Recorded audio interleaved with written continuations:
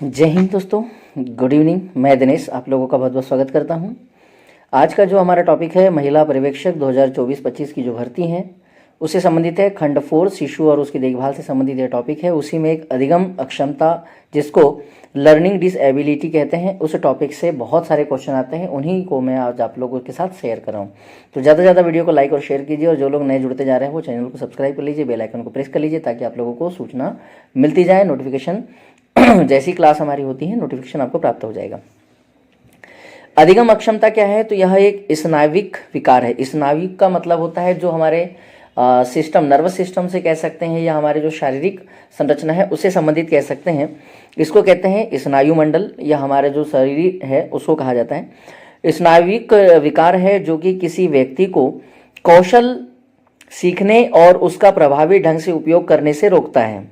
ये एक परिभाषा है, इससे भी क्वेश्चन आते हैं। आमतौर पर यह बाल्यावस्था में होता है और कुछ कौशल जैसे पढ़ने लिखने बोलने आदि में कठिनाई भी होती है, उसे कहते हैं अधिगम अक्षमता, लर्निंग डिसएबिलिटी कहते हैं। उससे जुड़ा हुआ एक क्वेश्चन आया था अभी कुछ ही दिन पहले एक एग्जाम में, वही मैं आप लोगों के सामने यहाँ शेयर कर रहा हूँ। वर्ग 2 का ये क्वेश्चन है कि विद्यार्थी की अधिगम संबंधी समस्याओं का सर्वोत्तम उपाय क्या है। क्या कड़ी मेहनत के लिए सुझाव देना चाहिए बच्चों को, या पुस्तकालय में पर्यवेक्षी अध्ययन करना चाहिए, या फिर निजी ट्यूशन के लिए उन्हें कहना चाहिए, या डायग्नोस्टिक टीचिंग करना चाहिए। डायग्नोस्टिक टीचिंग का मतलब यहाँ पर हमें बहुत अच्छे से समझना पड़ेगा कि डायग्नोस्टिक टीचिंग क्या होती हैं, जो कि बच्चों को ध्यान में रखते हुए टीचिंग की जाती हैं, उसको कहा जाता है। तो इसकी डिटेल आप लोगों को मिलनी चाहिए, और ये डिटेल आप लोग भी इस तरह के क्वेश्चन जो आते हैं उसको स्वयं बनाने का प्रयास करा करें, तो आप लोगों की तैयारी बहुत बेहतर होगी। देखो पेडागोजी का क्वेश्चन है और आंसर इसका डी है। आइए कुछ और चीजें यहाँ पर अब पढ़ने का प्रयास करते हैं। जो अधिगम अक्षमताएं हैं उसमें सबसे पहली है डिसग्राफिया। नाम क्या है बेटा? डिसग्राफिया। बहुत ही महत्वपूर्ण क्वेश्चन है ये। डिसग्राफिया लेखन संबंधित विकार कहते हैं इसको। राइटिंग रिलेटेड डिसऑर्डर है ये, लेखन संबंधित विकार है ये लेखन संबंधित विकार है। और यह प्रश्न इसमें इस तरह से आता है कि एक विद्यार्थी को जो कि 12 को 21 लिख देता है, या 21 को 12 लिख देता है, 6 को 9 लिख देता है, या 9 को 6 लिख देता है, बी को डी लिख देता है, एन को म्यू लिख देता है, तो वह किस प्रकार से के विकार से ग्रसित है। इस तरह से क्वेश्चन आता है तो उसको कहते हैं डिसग्राफिया। यदि प्रश्न में लिखता के स्थान पर अगर पढ़ता लिख देते हैं, अगर यहाँ पर क्वेश्चन में ऐसा हो जाएगा कि एक विद्यार्थी 21 को 12, 12 को 21, या 6 को 9, 9 को 6, बी को डी और डी को बी पढ़ता है, एन को म्यू पढ़ता है, तो उस वह कौन सी विकार से संबंधित है? तो यहाँ आंसर हो जाएगा फिर डिसलेक्सिया। फिर क्या हो जाएगा बेटा? डिसलेक्सिया। अब यहाँ लिखता लिखा है इसलिए आंसर डिसग्राफिया लिखा है।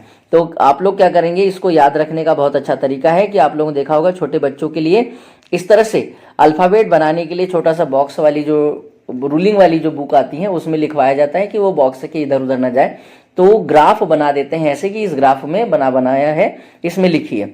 अगर बच्चा उसमें लिखने में गड़बड़ी कर रहा है तो उसको समझ जाइए लिखने से संबंधित विकार है, और अगर उसको गलत तरीके से पढ़ रहा है तो समझ जाना उसको डिसलेक्सिया कहेंगे। वो लक्स को लुक्स पढ़ लेता है, ऐसे याद रखिए। ट्रिक से भी आप लोग याद रख सकते हैं। अगला है डिसलेक्सिया। पठन संबंधित या वाचन संबंधित विकार है, इसको कहते हैं रीडिंग डिसऑर्डर।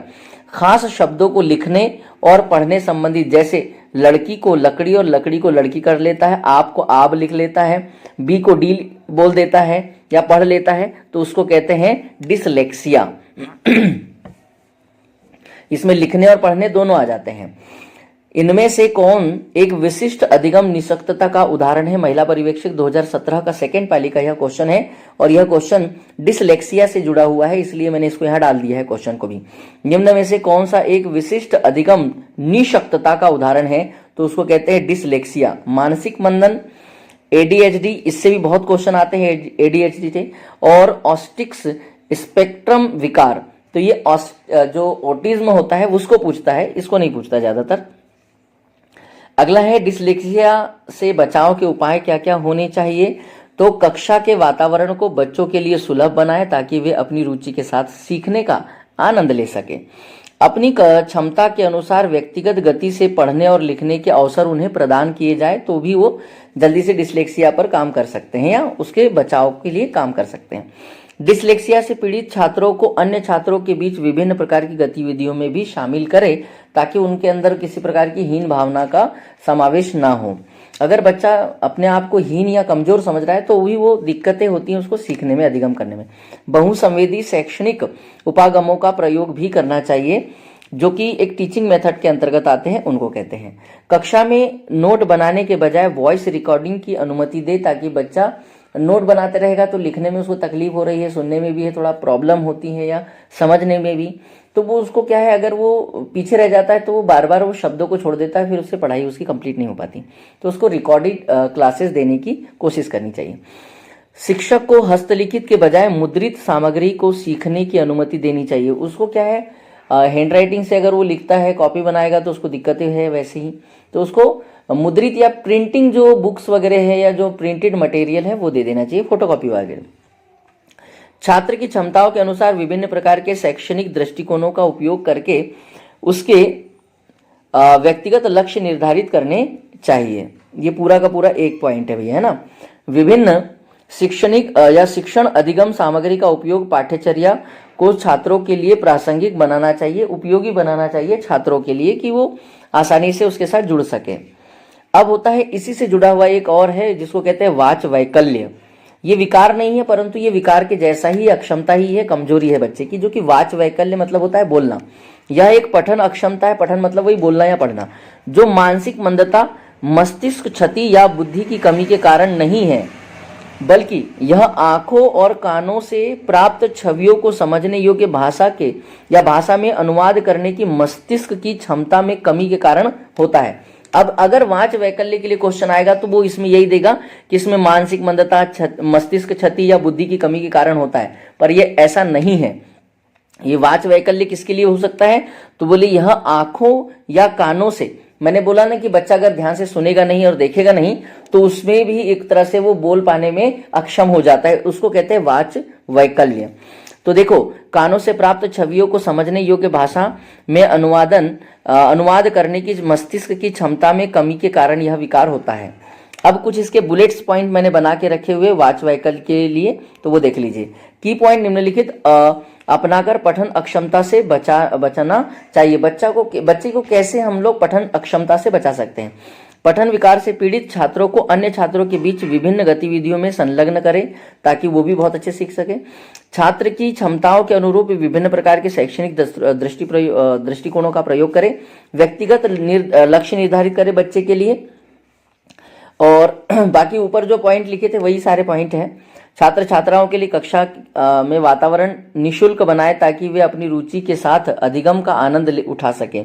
बहुसंवेदी शैक्षणिक उपागमों का प्रयोग भी करें।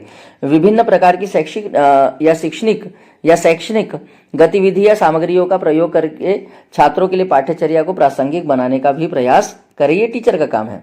अब एक क्वेश्चन आता है, क्वेश्चन क्या है कि वो विद्यार्थी जिन्हें वाच वैकल्य है उनके सफल समावेशन हेतु निम्न में से किसे वर्जित करना चाहिए, किसे प्रयोग में नहीं लाना चाहिए। तो देखो, बहुसंवेदन शिक्षा शास्त्री का उपागम करना चाहिए, बिल्कुल सही बात है। व्यक्तिगत लक्ष्य समुच्चय होना चाहिए, ये भी सही बात है। लचीला पाठ्यक्रम हो जाना चाहिए, फ्लेक्सिबल होना चाहिए, पर मानकीकृत आकलन नहीं होना चाहिए। मानकीकृत मतलब होता है कि स्टैंडर्ड उसका आकलन नहीं करना चाहिए, वो बोला गया है। तो इसलिए सही आंसर बी लगा है। यहाँ पर जो टॉपिक पढ़ा है उससे संबंधित क्वेश्चन भी बता रहा हूं, ध्यान रखिएगा। छात्र नोट करके, छात्र में मानकीकृत मूल्यांकन से बचना चाहिए क्योंकि इसमें सभी छात्रों को उनकी क्षमताओं, अक्षमताओं आदि पर विचार किए बिना ही मूल्यांकन परीक्षा में शामिल किया जाता है, इसलिए बचना चाहिए बोले। अब है डिसलेक्सिया, पठार विकार से जुड़ा है। देखिए, डिसलेक्सिया जो है वो पठन विकार से जुड़ा हुआ है क्योंकि यह रीडिंग, राइटिंग और स्पेलिंग में कई कठिनाई को संदर्भित करता है। डिसलेक्सिया सबसे आम अधिगम विकलांगता, रीडिंग डिसऑर्डर है जो विद्यार्थी को बनाता है। क्या बनाता है विद्यार्थियों को, तो यहां से क्वेश्चन पूछे जाएंगे कि डिसलेक्सिया सबसे आम अधिगम विकलांगता है या अक्षमता है जो कि रीडिंग डिसऑर्डर कहलाती हैं, जो विद्यार्थियों को बनाता है। क्या बनाता है विद्यार्थियों को, तो वर्णमाला के समान आकृतियों और ध्वनियों के साथ संभ्रांति या भ्रमित होने की स्थिति पैदा हो जाती है, जिसमें कि खास करके ये वाला शब्द है।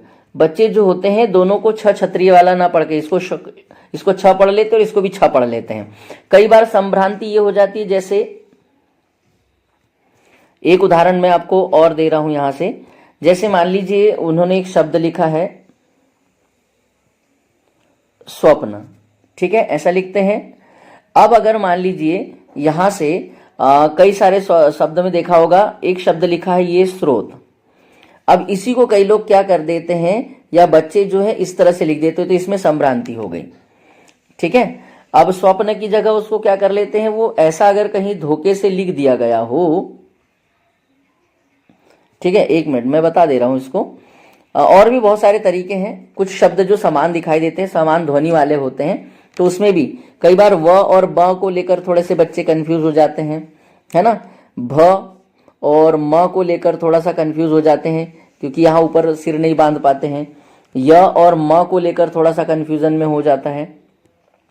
और तीनों श जो है उनको लेकर बच्चों के मन में थोड़ा सा संदेह बना रहता है। संभ्रांति की वजह से ऐसा हो पाता है। तो ये है संभ्रांतियां। अक्षरों और शब्दों को पढ़ने, व्याख्या करने और समझने में भी असमर्थ होते हैं। अक्षरों और शब्दों के साथ भाषण की पहचान करने और संबंधित ध्वनियों से में घबराहट होने लगती है बच्चों को। तो ये है भैया पठन संबंधित विकार के लिए कुछ कुछ जिम्मेदार कारण। अगला है डिसकैलकुलिया। डिसकैलकुलिया का मतलब होता है गणितीय संबंधित विकार होते हैं, मतलब कैलकुलेशन में बच्चे को कठिनाई होती है, जोड़ना, घटाना, भाग देना, ये सब चीजों में। इसको कहते हैं डिसकैलकुलिया। याद हो जाएगा आप लोगों को। कैलकुलिया को याद कैसे करेंगे, तो कैलकुलेटर से याद कर लीजिए, कैलकुलेटर से याद कर लीजिए, कैलकुलेटर से याद कर लीजिए। कैलकुलिया कैलकुलेटर गणित संबंधित विकार है। कैलकुलेशन रिलेटेड डिसऑर्डर है। कैलकुलेशन समझिए गए, गणित में पड़ती है जरूरत। अगला है डिसथीमिया। गंभीर तनाव की अवस्था को कहते हैं स्टेट ऑफ सर्वर स्ट्रेस। सबसे ज्यादा जो स्ट्रेस लेते हैं, गंभीर तनाव लेते हैं, उसको कहते हैं डिसथीमिया। डिसथीमिया मतलब होता है कि बच्चे थीम नहीं बना पा रहे, कुछ चीजों पर काम नहीं कर पा रहे, तो गंभीर तनाव में आ जाते हैं, सोच में गंभीर रूप से जुड़ जाते हैं, उसको कहते हैं डिसथीमिया। तो थीमिया से थीम से याद रख लीजिए कि बच्चे किसी कार्य के लिए थीम नहीं बना पा रहे हैं, तो वो गंभीर तनाव की अवस्था में आ जाते हैं, ऐसे आ रहे। अगला है डिसमोर्फिया। मोर्फिया को याद करने का बड़ा आसान तरीका है कि मेरा पिया। मेरा पिया मान लीजिए अगर वो बहुत अच्छा है, सुंदर है, शारीरिक रूप से, मानसिक रूप से बहुत कुशाग्र है, शारीरिक रूप से बड़ा हष्ट पुष्ट दिखता है, चेहरा बड़ा अच्छा दिखता है, तो इसको कहते हैं शारीरिक भ्रम। मानसिक विकार है एक तरह का शारीरिक भ्रम, अपने आप को सुंदर, ताकतवर, लंबा समझना और अपने आप को ज्यादा अच्छा समझना। इसको उससे भ्रम के लिए भी कहते हैं, डिल्यूजन कहते हैं।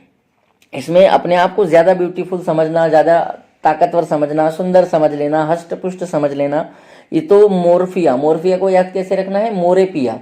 मोरे पिया जो है वो खुद के पिया जो है बहुत अच्छा अपने आप को समझने लगते हैं, ऐसा याद कर लीजिए। अगला है डिस्प्रेक्सिया, या इसको अप्रेक्सिया भी कहते हैं। यह क्वेश्चन भी खूब आता है, डिस्प्रेक्सिया। अब बच्चों को क्या होता है, शुरू शुरू में जब वो जूते की लेस बांधना या बटन लगाना कमीजों की, तो वो प्रैक्टिस नहीं होते हैं, तो डिस्प्रेक्सिया। तो प्रैक्टिस नहीं होने की वजह से इसको कहते हैं गतिक कौशल। शरीर में गतिक कौशल में अधिगम या अधिक निर्योग्यता, जैसे कमीज की बटने सही नहीं लगा पाना, देखो लिखा है मैंने, लगा पाना, जूते की लेस न बांध पाना, और कई बार ऊपर नीचे बटन लगाना, ये उसको कहते हैं डिस्प्रेक्सिया। याद रखिए यह भी क्वेश्चन आता है, डिस्प्रेक्सिया, है ना। तो इसको कहते हैं गतिक कौशल संबंधित विकार है ये। गतिक कौशल जो काम करने वाली चीजें हैं। तारे जमीन में आप लोगों ने वो अरशद नाम के लड़के को सुना होगा, पढ़ा होगा, कि वह भी इस तरह के विकारों से ग्रसित था।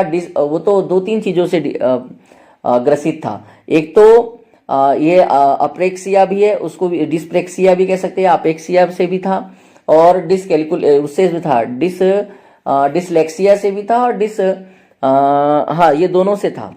अगला है गामक या